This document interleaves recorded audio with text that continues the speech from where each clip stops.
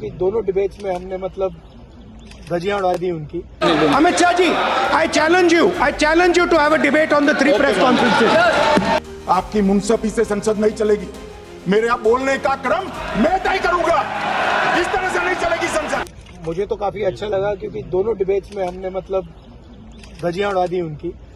आपने अमित शाह को देखा होगा डिस्टर्ब, गाली तक दे दी सदन में, तो मेंटली डिस्टर्ब थे, प्रेशर में थे और उसका रीजन है क्योंकि वो वोट चोरी में मतलब पूरा का पूरा ढांचा इन्वॉल्व है, वो तो पूरा देश जानता है। तो डिबेट पोल्यूशन पे वैसा एक्रोमोनियस डिबेट नहीं होना चाहिए क्योंकि ये एक प्रकार से नेशनल इमरजेंसी है जो हमारे बड़े सिटीज हैं, तो प्रोडक्टिव डिबेट होना चाहिए। Actually, let us have a debate on my press conference. Yes. Let us go. Yes. Let us have very good idea. Let us have a debate on my press conference. Okay. Amit Shah ji, I challenge you to have a debate on the three press conferences. Yes. Please ठीक है, बैठ जाए, बैठ जाए। माननीय please माननीय आपने बात की थी, प्लीज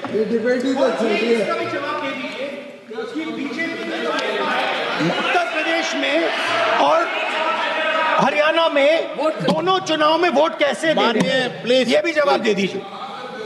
जो पूछते नहीं वोट चोरी करते। अच्छा बोलिए आप। हाँ बोले आप बोले। हाँ बोले आप बोले। स्पीकर सर, मेरा कल एक सवाल था जो हिंदुस्तान के इतिहास में पहली बार डिसीजन लिया गया कि इलेक्शन कमिश्नर्स को फुल फुल इम्यूनिटी दी जाएगी। ठीक है, ये ना इसका जवाब भी दें। इसका पीछे मैं खत्म नहीं किया सर। इसके पीछे जो थिंकिंग थी वो हमें सबसे पहले बताएं। मैं 30 साल से विधानसभा और संसद में जनप्रतिनिधि के रूप में चुनकर आता हूं। मुझे लंबा अनुभव है संसदीय प्रणाली का। विपक्ष के नेता महोदय कहते हैं कि पहले मेरी बात का आप जवाब दीजिए, मैं सुनना चाहता हूं। आपकी मुंसफी से संसद नहीं चलेगी। मेरे यहाँ बोलने का क्रम मैं तय करूंगा। इस तरह से नहीं चलेगी संसद। मान्यवर, उनको धैर्य रखना चाहिए, मेरा जवाब सुनने का। इनकी एक एक बात का जवाब मैं दूंगा। Amit Shah ji, I challenge you to have a debate on the three press conferences. आपकी मुंसफी से संसद नहीं चलेगी। मेरे यहाँ बोलने का क्रम मैं तय करूंगा। इस तरह से नहीं चलेगी संसद। Actually, let us have a debate on my press conference. Yes. Let us go. Yes. Let us have very good idea. Let us have a debate on my press conference. Okay. माननीय Amit Shah ji, I challenge you to have a debate on the three press conferences. Please ठीक है, बैठ जाए, बैठ जाए। माननीय please माननीय आपने बात की थी, please.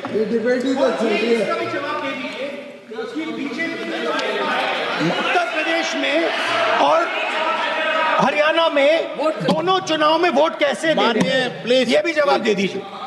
I challenge you to have a debate on the three press conferences. Please ठीक है, बैठ जाए। प्लीज मेरे यहाँ बोलने का क्रम मैं तय करूंगा। इस तरह से नहीं चलेगी संसद। मान्यवर, उनको धैर्य रखना चाहिए, मेरा जवाब सुनने का। इनकी एक जब आप जीतते हो तब चुनाव आयोग महान है, जब आप हारते हो तो चुनाव आयोग निकम्मा है, बीजेपी का कहने पर चलता है। जब आप जीतते हो मतदाता सूची अच्छी है, और जब आप हारते हो तो मतदाता सूची खराब है। मान्यवर, मुझे कोई आपत्ति नहीं। ये जो प्रेस कॉन्फ्रेंस हुई और उसने जिस प्रकार का देश में माहौल बनाया, चलो ये तो मैंने आरोप जो लगाए थे और सत्य क्या है कहा, मगर मैं विपक्ष के नेता ने जो प्रेस कॉन्फ्रेंस में कहा कि मतदाता सूची ठीक नहीं है, इसको सुधार करना चाहिए, तो भाई गहन पुनर्निरीक्षण क्या है, SIR क्या है? मतदाता सूची का सुधार करने की प्रक्रिया है और वो कर रहे हैं तो भी विरोध कर रहे हैं। पुरानी मतदाता सूची कर रहे हैं तो भी विरोध कर रहे हैं।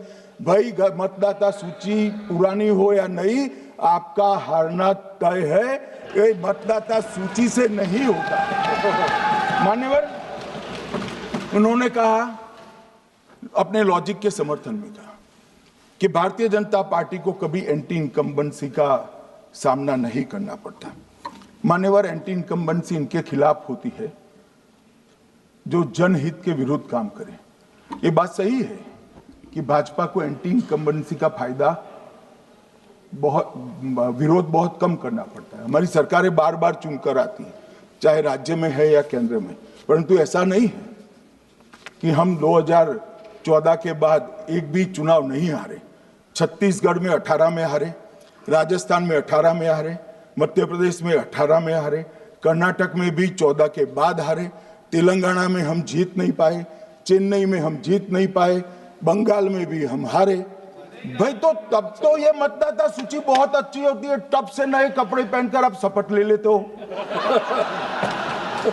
उस वक्त मतदाता सूची का विरोध नहीं करते हो, और जब मुंह की पटखनी पड़ती है बिहार की तरह, तब मतदाता सूची का विरोध करते हो। माननीय मेरे दोहरे मापदंड नहीं चलेंगे लोकतंत्र में। जब आप जीतते हो तब चुनाव आयोग महान है, जब आप हारते हो तो चुनाव आयोग निकम्मा है, बीजेपी का कहने पर चलता है। जब आप जीतते हो मतदाता सूची अच्छी है, मतदाता सूची अच्छी है, और जब आप हारते हो तो मतदाता सूची खराब है। मान्यवर, मुझे कोई आपत्ति नहीं, इस प्रकार का भ्रांति फैलाए तो फैलाए। मेरा दायित्व है कि इस देश की जनता को एक ड्यूअल स्टैंडर्ड की जानकारी देना, जो मैं आज इस सदन में खड़े होकर दे रहा हूं। मान्यवर, आगे पर भी मैं इस विषय को कहूंगा, और ढेर सारे आरोपों के मेरे पास जवाब है। जो 3 प्रेस कॉन्फ्रेंस में, एक सादा प्रेस कॉन्फ्रेंस, एक एटम बम वाला प्रेस कॉन्फ्रेंस, एक परमाणु बम वाला, ये तीनों में क्या हुआ, इसके सारे जवाब मेरे पास है। मान्यवर, अब ये कहते हैं कि 2-2 जगह है, 2-2 जगह मतदाता है। मान्यवर, किन किन लोगों के 2-2 जगह मतदाता, मैं इसमें जिनके नाम 2 जगह रजिस्टर्ड है उसका दोष नहीं निकालता मैं, क्योंकि एक जगह से कोई व्यक्ति दूसरी जगह गई तो 2010 के बाद इसको डिलीट करने का अधिकार आरओ के पास से ले लिया गया। इसके कारण ये विसंगतियां खड़ी हुई है। किसके हैं? श्री प्रशांत किशोर जी के 2 जगह मतदाता है, पवन खेरा जी का भी है, तेजस्वी यादव का स्वयं का है, टी सिद्दीकी एनआईसी केरल के नेता का है, मान्यवर संजय सिंह आप पार्टी के नेता के हैं, एक किशोरी पेडनेकर यूबीटी शिवसेना के हैं, इनका भी है।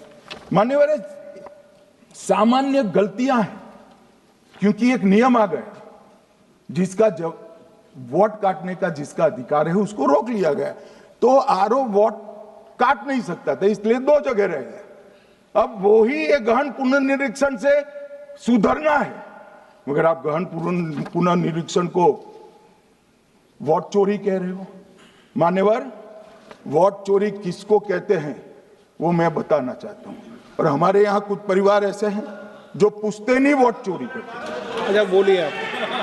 हाँ, बोले आप, बोले। हाँ, बोले आप, बोले। स्पीकर सर, मेरा कल एक सवाल था, जो हिंदुस्तान के इतिहास में पहली बार डिसीजन लिया गया कि इलेक्शन कमीशन को, इलेक्शन कमिश्नर्स को फुल, नहीं फुल इम्यूनिटी दी जाएगी। ठीक है, ये है ना, इसका जवाब इसका पीठ में खत्म नहीं किया सर। इसके पीछे जो थिंकिंग थी वो हमें सबसे पहले बताएं।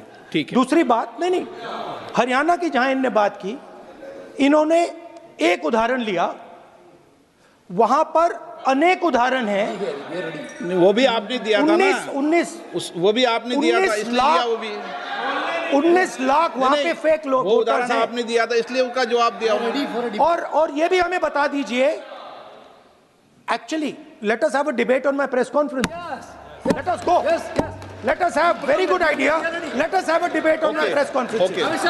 Amit Shah ji, I challenge you to have a debate on the 3 press conferences. Please.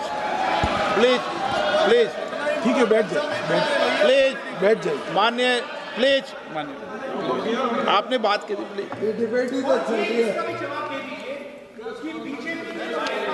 Uttar Pradesh में और हरियाणा में दोनों चुनाव में वोट कैसे दे रहे माननीय, हैं? प्लीज। ये भी जवाब दे दीजिए। माननीय गृह मंत्री जी, मान्यवर, पहली बात मैं स्पष्ट करना चाहता हूं, मैं 30 साल से विधानसभा और संसद में जनप्रतिनिधि के रूप में चुनकर आता हूं। मुझे लंबा अनुभव है संसदीय प्रणाली का। विपक्ष के नेता महोदय कहते हैं कि पहले मेरी बात का आप जवाब दीजिए, मैं सुनना चाहता हूं। आपकी मुनसफी से संसद नहीं चलेगी। मेरे आप बोलने का क्रम मैं तय करूंगा। इस तरह से नहीं चलेगी संसद। मान्यवर, उनको धैर्य रखना चाहिए, मेरा जवाब सुनने का। इनकी एक एक बात का जवाब मैं दूंगा, मगर मेरे भाषण का क्रम वो तय नहीं कर सकते, मैं करूंगा, क्योंकि मैं बोल रहा हूं।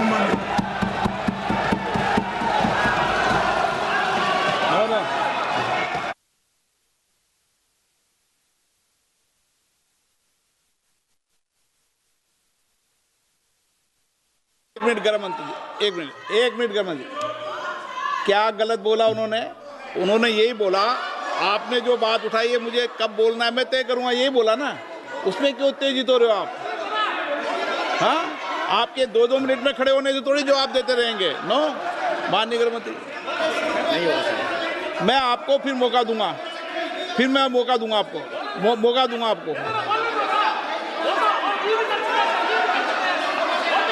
हाँ बोलिए, बोलिए सर, ये बोलिए। आपने अगर अमित शाह जी का रिस्पॉन्स देखा तो ये कंप्लीटली डिफेंसिव रिस्पॉन्स है। ये घबराया हुआ रिस्पॉन्स है, ये डरा हुआ रिस्पॉन्स है। अब सुनिए पूरी बात, प्लीज मानिए। नो, सच्चा रिस्पॉन्स नहीं है। माननीय गृह मंत्री जी, मान्यवर, आपके चेहरे पर बैठो। मान्यवर, आपके चेहरे पर चिंता की लकीरें मैं देख रहा हूं कि मैं क्या बोलूंगा। मैं उनके उकसावे में नहीं आऊंगा, मैं मेरे विषय पर बोलूंगा। मान्यवर, मैंने इतना ही कहा कि मेरे भाषण का क्रम मैं तय करूंगा। मेरे भाषण का पहले क्या बोलना, बाद में क्या बोलना, मैं तय करूंगा। और मैं मानता हूं कि हर एक वक्ता का ये अधिकार है, उनका भी है, मेरा भी है। कल वो बोल रहे तो हम ऐसा थोड़ी ना बोले आप झूठ क्यों बोल रहे हो। हम नहीं बोल सकते साहब, वो माननीय विपक्ष के नेता है, वो बोल सकते अपना भाषण। मान्यवर, और मैंने तो ये भी कहा, मेरा पूरा भाषण छूट कर कुछ बच जाता है तो आप पूछिएगा, मैं जवाब दूंगा। मगर अब धैर्य भी चाहिए और सुनना भी चाहिए, दोनों चीजें करनी पड़ती है। मान्यवर, वोट चोरी का कोहराम बचा। मैं वोट चोरी किसको कहते हैं वो बताना चाहता हूं। वोट चोरी के 3 आयाम हैं। एक तो मतदाता नहीं है, मतलब योग्यता नहीं है, और आप वोटर बन जाते हो तो वोट चोरी माना जाएगा। दूसरा, आप गलत प्रकार से चुनाव जीतते हो तो वोट चोरी माना जाएगा। और तीसरा, जनादेश को डिफाई करते हो। Subscribe to One India and never miss an update. Download the One India app now.